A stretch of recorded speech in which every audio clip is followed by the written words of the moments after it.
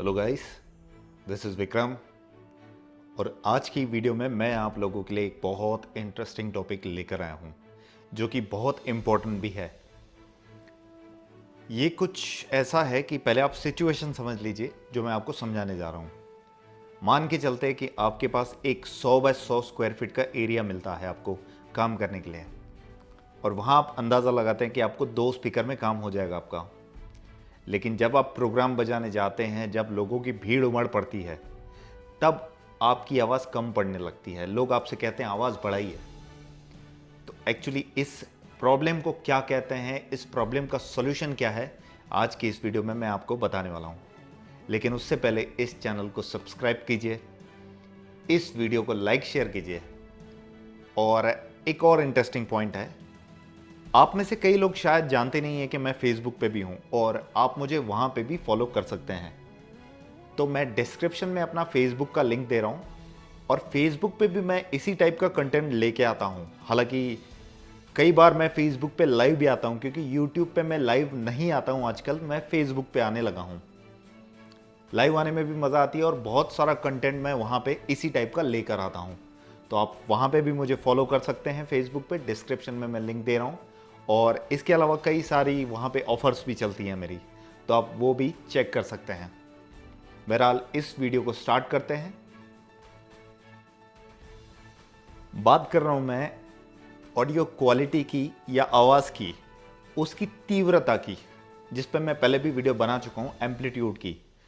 यानी कि अगर आपको कोई एरिया दिया हुआ है और आपको उतने एरिया में उस आवाज़ को पहुंचाना है, तो हम लोग एक अंदाज़ा लगाते हैं कि हमें 2 स्पीकर 4 स्पीकर कितने लगाने हैं। कई लोग यहाँ गलती कर जाते हैं लोगों को नहीं गिनने की, कि वहाँ कितने लोग अटेंड करने वाले हैं। हम लोग जब भी टेस्टिंग करते हैं तो ओपन एरिया में, ओपन स्पेस में हम लोग उसे साउंड सिस्टम को हमारे चेक कर लेते हैं आवाज़ बढ़ा के। लेकिन होता ये है कि ऐसे टाइम पे जब लोग वहाँ जमा होते हैं, लोग आपस में बातचीत करते हैं और तरह तरह की नॉइजेस वहाँ पे क्रिएट होना चालू हो जाती हैं, ऐसे टाइम पे हमारी ऑडियो सिस्टम की जो आवाज़ है वो कम पड़ने लगती है। अब इसको मैं आपको और एक तरीके से समझाता हूँ। हम लोग एक स्पीकर से जितनी आवाज़ निकालनी चाहिए ना, उससे ज़्यादा उससे अपेक्षा करने लगते हैं ऐसे टाइम पे वो काम करेगा, तो वो नहीं करता है। यानी कि स्पीकर का अगर SPL यानी कि 98-99 dB जो आवाज़ की क्षमता उसकी दी गई है, उसमें वो हम लोग बजाते हैं, लेकिन हमको लगता है वो कम बज रहा है। उसका रीज़न क्या है? उसका रीज़न है कि जब फ्री स्पेस होता है, खाली जगह होती है, तो आवाज़ को घूमने के लिए काफ़ी सारी जगह मिल जाती है। ऐसे टाइम पे आवाज़ अपनी तीव्रता बढ़ाने लगता है। मतलब आवाज़ कभी भी स्पीकर में से ऐसे वी शेप में निकलेगी, तो जैसे ही वो बढ़ती जाएगी, अपनी तीव्रता बढ़ाती जाएगी, जैसे ही मतलब स्पेस बढ़ता जाएगा, आवाज़ की तीव्रता बढ़ती जाएगी। लेकिन अगर बीच में कोई भी चीज़ उसको अड़चन देती है या रोक देती है, जैसे कोई आदमी बीच में खड़ा हो गया, तो होता यह है कि उस आदमी से आवाज़ टकरा के वापस चली जाएगी, यानी उस आवाज़ की तीव्रता थोड़ी कम हो जाएगी, यानी उस आवाज़ का SPL कम हो जाएगा। ऐसे टाइम पे हम लोगों को लगता है कि आवाज़ कम आ रही है, तो यह होता है कि बहुत सारे लोगों से आवाज़ टकरा के वापस जाती है, तो काफ़ी कम अमाउंट की आवाज़ हम तक पहुंच पाती है लास्ट तक। तो ये एक प्रॉब्लम होता है जब लोगों की भीड़ या लोगों जमा जब होते हैं, तब हम लोग साउंड सिस्टम वालों को फेस करना पड़ता है। जनरली ये प्रॉब्लम लाइव और डीजे दोनों में देखी जा सकती है। लेकिन अब इसका सॉल्यूशन क्या है?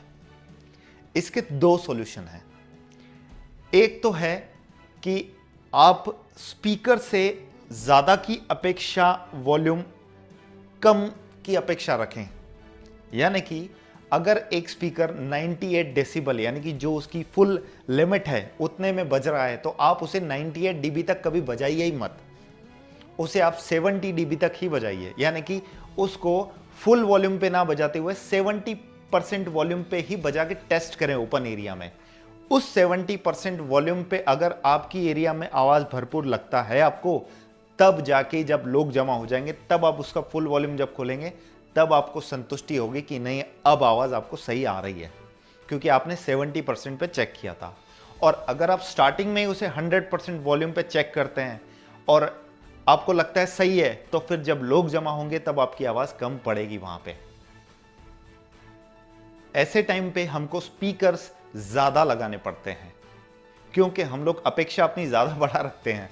तो कभी भी ये ख्याल में रखिए कि आपका कोई भी टाइप का प्रोग्राम हो, तो पहले तो स्पीकर से ज़्यादा की अपेक्षा, कम आवाज़ की उससे उम्मीद रखें, ताकि आपको प्रोग्राम में वो ज़्यादा बेनिफिट मिल सके। अगर आपको जहाँ पे मान के चलते हैं 4 स्पीकर में फुल वॉल्यूम करने के बाद अगर आपको लगता है कि अब ठीक बज रहा है और वहाँ पे लोग नहीं हैं, तो आपको पहले ही 2 स्पीकर वहाँ पे एक्स्ट्रा लगा रखने चाहिए, क्योंकि लोग आने के बाद उन 4 स्पीकर की वॉल्यूम आपको कम लगने वाली है। इसमें एक पॉइंट और मैं ऐड करूंगा। कई लोग ना अपने एम्पलीफायर को बहुत ज़्यादा शक्तिशाली समझने की गलती करते हैं। जनरली ये 250 वॉट के एम्पलीफायर वालों के साथ होता है कि ये 250 वॉट बहुत बचता है।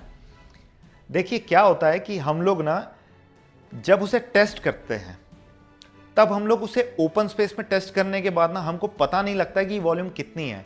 जब उसे लोगों के सामने लाया जाएगा और उसे बजाया जाएगा, तब हमको मालूम पड़ेगा। और उसमें भी एक एस्पेक्ट ऐसा है कि अगर आप इंडियन एम्पलीफायर यूज कर रहे हैं, तो उसकी आवाज़ जब तक फटती नहीं है ना, यानी क्लियरिटी जब तक वो छोड़ता नहीं, तब तक की ही आवाज़ का आपको फायदा होगा। जब वो आवाज़ उसकी फट जाएगी या क्लियरिटी वो छोड़ देगा, उस टाइम की आवाज़ आपकी कोई काम की नहीं आएगी, क्योंकि लोगों को क्या बोला जा रहा है या क्या सुनाई आना चाहिए वो समझ में नहीं आएगा। तो इसीलिए आपको यह हमेशा ख्याल रखना है कि स्पीकर की फटी आवाज़ में कभी स्पीकर नहीं बजाना है। स्पीकर से उसकी उम्मीद से ज़्यादा की आवाज़ आप उम्मीद ना रखें, और कभी भी एक्स्ट्रा स्पीकर इस पे लगाते चलें। एक्स्ट्रा स्पीकर लगाने से हमको एक चीज़ मिल जाएगी कि भले आपको रेंट उतना ही आएगा, लेकिन आपका नाम नहीं डूबेगा, क्योंकि आपने जितना काम करके दिखाना था उतना आपके स्पीकर्स ने काम करके दिखाया है। तो कभी भी ये ख्याल में रखिए कि अगर ज़रूरत पड़ती है तो ज़्यादा स्पीकर लगाइए। स्पीकर से उसकी अपेक्षा से कम की आवाज़ की अपेक्षा रखें, यानी उसकी लिमिट से कम की अपेक्षा रखें। और कभी भी एम्पलीफायर की आवाज़ फटने से पहले उसकी आवाज़ लिमिट में रखें, तभी आपको समझ में आएगा कि हम लोग कितनी आवाज़ में यहाँ काम कर रहे हैं। पॉइंट बहुत छोटा सा था, लेकिन एक्सप्लेन करना मैं ज़रूरी समझता था, ताकि आप लोग इस पॉइंट को भी इजीली समझ सकें। और ऐसे टाइम पे इन पॉइंट्स पे वीडियो लानी ज़रूरी है, ताकि आप लोगों को आगे चल के साउंड में या लाइव प्रोग्राम में या डीजे के प्रोग्राम्स में ज़्यादा एफर्ट ना करना पड़े। ये कुछ सिंपल ट्रिक्स और टिप्स देना ज़रूरी थे। तो आशा करता हूँ आज की वीडियो आपको अच्छी लगी हो।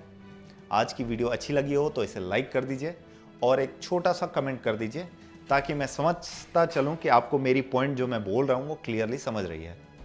आज की वीडियो में इतना ही। Thank you guys.